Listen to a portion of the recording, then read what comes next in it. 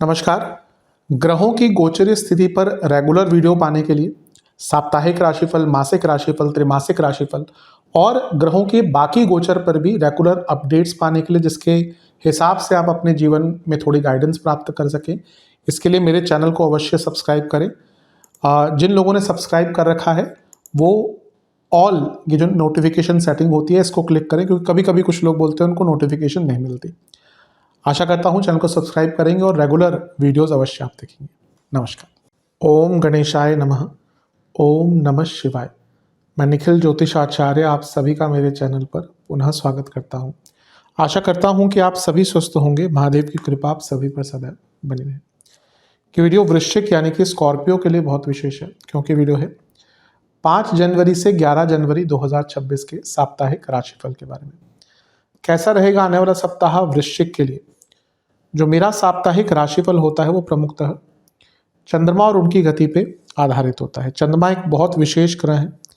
चंद्रमा की विशेषताएं तो देखिए बहुत हैं, लेकिन जब हम साप्ताहिक राशिफल की बात कर रहे हैं तो पहला तो उनकी तेज गति, फिर उनका मन का कारक होना, और फिर उनकी एक क्वालिटी की वजह से भाव, राशि, ग्रह आदि के साथ संबंध संपर्क साधते हैं अपने गोचर में, उनको बहुत एक्टिवेट कर देते हैं। इन सभी कारणों से चंद्रमा का जो गोचर होता है वो बहुत विशेष होता है। चंद्रमा के गोचर के कारण हमारे मन, मस्तिष्क, विचार, स्वभाव, सोचने के तौर तरीके, दृष्टिकोण, हर चीज़ पर बहुत डायरेक्ट इम्पैक्ट पड़ता है। और जैसा मैंने कहा, इन सबको समझने के लिए साप्ताहिक राशिफल बहुत विशेष होता है। इस अंधकारमय जीवन में ज्योतिष एक मात्र विद्या है जो हमें थोड़ा सा गाइड करती है, थोड़ा सा सहारा देती है। भले ही ये राशिफल बहुत सामान्य आधार पर दिए जाए, लेकिन एक जनरल गाइडेंस के लिए बहुत उपयोगी होते हैं। यदि आपकी लग्न राशि या चंद्र राशि वृश्चिक है, दोनों ही गाइडेंस के लिए इस राशिफल को देख सकते हैं। जहाँ से ज़्यादा सूट और रिलेट करता है वहाँ से देखिए। व्यक्तिगत तौर पे मेरा मानना है कि यदि आप अपने लग्न से देखेंगे तो अच्छा है। इनकेस नहीं पता है आपको अपनी लग्न राशि, तो आप अपनी चंद्र राशि से भी इसको देख सकते हैं। शुरू करते हैं। चंद्रमा आपके नवम भाव में आ जाएंगे, यानी कि कर्क में। 5 जनवरी को यहीं पे होंगे ऑलरेडी, और 6 जनवरी दिन के 1 बजे तक यहीं पर रहेंगे। चंद्रमा का नवम में आना बहुत अच्छा होता है। नवम भाव के स्वामी हैं। वैसे भी चंद्रमा अगर नवम भाव में आते हैं तो भाग्य वृद्धि होती है, काम बनते हैं, लक्ष्मी योग बनता है, भाग्य योग बनता है। तो हफ्ते का शुरुआती भाग ही आपके लिए भाग्यशाली दिख रहा है। कुछ प्रॉब्लम्स आ रही थी करियर में, प्रोफेशनल लाइफ में, पर्सनल लाइफ में, वो दूर होगी। घर में कोई धार्मिक अनुष्ठान कराना है वो करा पाएंगे। भाग्य का बहुत ज़्यादा साथ मिलेगा और एक सकारात्मकता की अनुभूति भी होगी, क्योंकि चंद्रमा अपने ही भाव में देखकर पराक्रम के भाव को देख रहे हैं। तो एक कॉन्फिडेंस रहेगा, एक उत्सुकता रहेगी, एक पॉजिटिविटी रहेगी आपके अंदर। तो हफ्ते का शुरुआती भाग तो आपके लिए बहुत अच्छा दिख रहा है। और तो और यहाँ पर मंगल की दृष्टि भी रहेगी चंद्रमा पर। तो क्योंकि मंगल आपके लग्नेश हैं और नवम भाव में बैठे चंद्रमा को देख रहे हैं, जो उनके मित्र ग्रह भी हैं, तो ये बताता है कि भाग्य तो साथ देगा ही, पराक्रम तो साथ देगा ही, हिम्मत भी रहेगी, स्किल्स भी रहेंगे, प्रॉब्लम सॉल्विंग भी रहेगी। तो आपके लिए हफ्ते का शुरुआती भाग तो बहुत अच्छा दिख रहा है।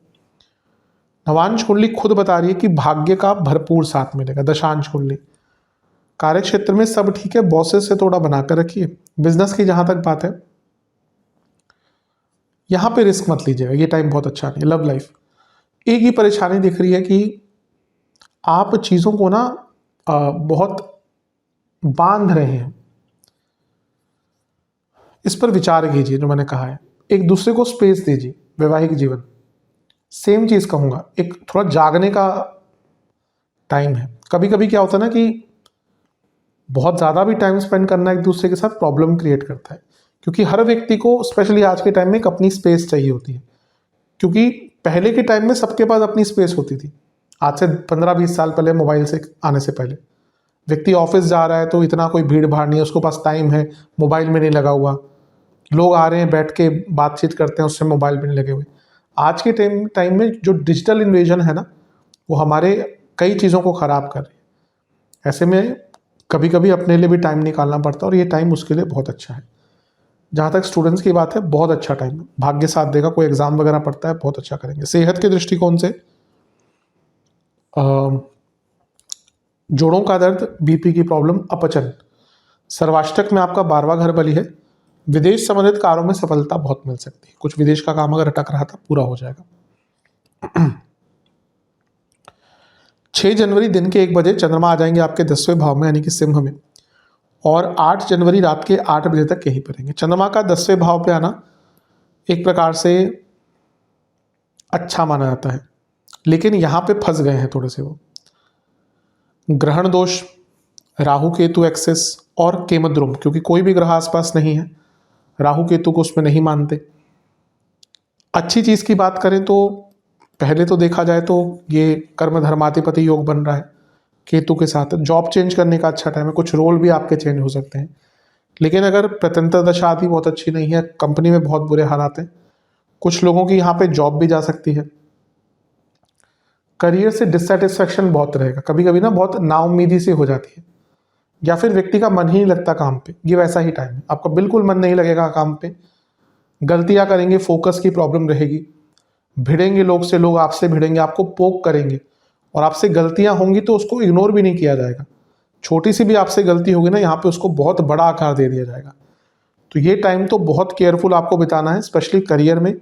और क्योंकि कर्म भाव है, अपने बाकी चीज़ों पर भी बहुत ध्यान दीजिए, क्योंकि गलतियां बहुत हो सकती हैं आपसे। नवांश कुंडली बता रही है कि बॉसेस से मत भिड़ेगा। यहाँ पे अगर बॉसेस से थोड़ा सा भिड़ना मतलब कि बड़ी प्रॉब्लम। दशांश कुंडली कार्य क्षेत्र में सेम चीज़ वही दिख रहा है कि ना, अपने से बड़ों से बिल्कुल बॉसेस, अथॉरिटी, मैनेजमेंट। जो मैंने नवांश कुंडली की बात की ना, वहाँ पे मैं कहूँगा घर में भी बड़ों से बातचीत बहुत संभल के कीजिएगा। बिजनेस में फिर भी ठीक दिख रहा है, कुछ अटका हुआ पैसा, अटका हुआ काम बन सकता है। लव लाइफ, कोई कन्फ्यूजन है उसको क्लियर कर लीजिए, जो भी आप नहीं कर पा रहे। वैवाहिक जीवन, पैसों को लेकर भयंकर झगड़े होंगे। स्टूडेंट्स, चेंज लाइए, अपने पढ़ने के तौर तरीकों में चेंज लाइए, वरना पीछे रह जाएंगे। सेहत की जहाँ तक बात है, इन्फेक्शन, बीपी की प्रॉब्लम, पेट के रोग, हड्डियों के रोग, लोअर बैक में दर्द, सर्वाष्टक में आपका 12वां घर बली है, कुछ नुकसान, कुछ खर्चे ज़्यादा हो सकते हैं। 8 जनवरी शाम के 8 बजे चंद्रमा आ जाएंगे आपके लाभ स्थान में यानी कि कन्या में, और सप्ताह के अंत तक यहीं पर रहेंगे। चंद्रमा का लाभ स्थान में आना बहुत अच्छा होता है। भाग्येश हैं, लाभ स्थान में आ रहे हैं, यानी कि भाग्य की वृद्धि होगी आपके, बहुत अच्छा है। जो हफ्ते के मध्य भाग में एक नकारात्मकता, एक उलझन, एक अवरोध उत्पन्न हुआ था, वो कम होगा। गजकेसरी योग भी बन रहा है, तो ये अच्छा टाइम है, पॉजिटिविटी रहती है, क्योंकि चंद्रमा खुद अच्छे भाव में है। और कुछ काम एकदम आपके अटक से गए थे ना, वो कार्य पूर्ण हो सकते हैं। वृद्धि का टाइम है, बड़ा कुछ करने का समय है। यहाँ पे शनि की दृष्टि भी है। अब चंद्रमा भाग्येश है, तो शनि तीसरे घर के स्वामी है, तो ये एक प्रकार से फिर से भाग्य पराक्रम का योग बन गया। चंद्रमा लाभ स्थान में बैठे हैं, चौथे घर के स्वामी शनि देख रहे हैं। प्रॉपर्टी आदि खरीदना चाहते हैं, अच्छा टाइम है, लेकिन शनि शनि है, तो ये विषतोष भी बन रहा है। कभी कभी क्या होता है ना, व्यक्ति को उसके पास सब कुछ भी होता है, लेकिन ना वो व्यक्ति हमेशा ना परेशान ही रहता है कि नहीं अभी कुछ नहीं है। ये वैसा ही टाइम रहेगा, आप बहुत डिस्कंटेंट रहेंगे। इससे बचिएगा, उदासीनता से बचिएगा, और स्पेशली ना ऐसे लोगों के आसपास भी मत मंडराइएगा जो आपको नकारात्मक एनर्जी देते हैं। हम सबको पता होता है आसपास कि भैया ऑफिस में जा रहे हैं कि 2-3 लोगों से नहीं बनती तो उनसे दूर ही रहना चाहिए। फैमिली में भी होता है कि चलो भाई वैसे तो हम अवॉइड कर सकते हैं, कोई फैमिली गैदरिंग हो गई, कोई आगे दूर की बुआ, दूर के मामा जो एकदम नेगेटिव चीज़ें ही पूछते हैं, तो ऐसी अगर कुछ परिस्थिति बनती है तो उनसे दूर रहिए। नवांश कुंडली बता रही है अपनी ऊर्जा, अपने ऑरा को बहुत क्लियर रखें। दशांश कुंडली कार्य क्षेत्र में आप गलतियां कर रहे हैं रेगुलरली, सबसे पहली बात है उसको एक्सेप्ट कीजिए, अपनी कमियों को ढूंढिए। यहाँ पे बिजनेस डाउन टू अर्थ रहिए, कोई ईगो, कोई रिस्क बिल्कुल मत लीजिएगा। लव लाइफ, ऐसा लग रहा है कि आप दोनों को ना बैठकर किसी गाइडेंस की आवश्यकता है कि जो प्रॉब्लम हो रही है ना आप दोनों के बीच में, बैठिए, बातचीत कीजिए, किसी को इन्वॉल्व कीजिए ताकि थोड़ी क्लैरिटी आए। कभी कभी ना एक आउटसाइड पॉइंट ऑफ व्यू बहुत काम कर जाता है। वैवाहिक जीवन बहुत अच्छा नहीं दिख रहा, बड़े झगड़े तो हो ही सकते हैं, लेकिन ये एक ऐसा टाइम है ना जिनके मैरिड लाइफ में बहुत दिक्कतें चल रही है, वो एक होप से हार जाएंगे। स्टूडेंट्स, आप थोड़ा सा ना एनर्जी लाइए अपनी स्टडीज़ में। ऐसा लग रहा है बहुत मोनोटनस वे ऑफ स्टडी है और बहुत बिना मन के आप चीज़ों को पढ़ते हैं, ये आगे चलकर दिक्कत देगी। सर्वाष्टक में 12वां घर बलिए खर्चे रहेंगे पूरे हफ्ते में। अगर विदेश संबंधित कुछ काम अटक रहे थे वो हफ्ते के अंतिम भाग में पूरा कर सकते हैं। उपाय के स्वरूप में हनुमान बाहुक का 2 बार पाठ करके बजरंग बली को या तो नारियल की बर्फी या बेसन के लड्डुओं का भोग लगाइएगा। आशा करता हूँ वीडियो काम आएगा। चैनल पर नए हैं सब्सक्राइब कीजिए, वीडियो को लाइक कीजिए। मिलता हूँ अगली वीडियो में, तब तक के लिए ओम नमः शिवाय।